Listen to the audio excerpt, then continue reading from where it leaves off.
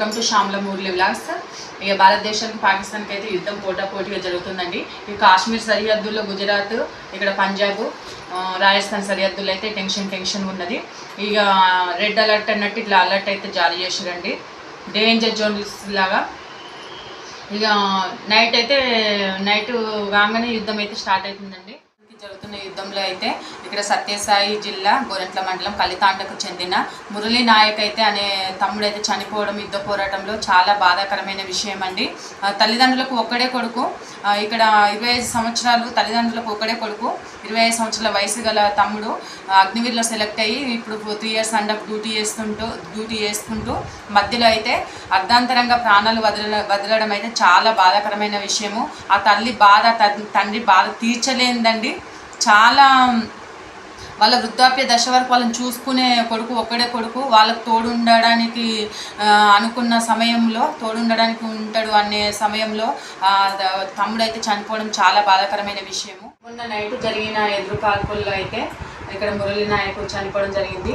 నిన్న ప్రొద్దున ఇంటికి అమ్మ నాన్నకైతే ఫోన్ రావడము, తల్లికి హిందీలో మాట్లాడడం, ఆఫీసర్ నుంచి ఫోన్ కాల్ రావడం, హిందీలో మాట్లాడడం తల్లికి అర్థం కాక ఆ తండ్రి మాట్లాడితే కొడుకు డెత్ అయిపోయింది, చనిపోయింది అన్న విషయం ఆ తండ్రి నోటి నుండి ఆ తల్లి వినడం అంటే ఎంత బాధాకరమైన విషయం. ఆ ఆవేదన ఎంతగా అండి ఇక చెప్పలేము. ఆ బాధ ఆ తల్లి ఏడుస్తుంటే మాత్రం ఎన్ని హృదయాలు కదిలిపోతుంది అర్థం అవ్వట్లేదు. ఆర్మీ జవానికి యూనిఫాము ఒంటి మీద ఉంటే ఆ యూనిఫామ్లో ఉన్న పవర్ కావచ్చండి.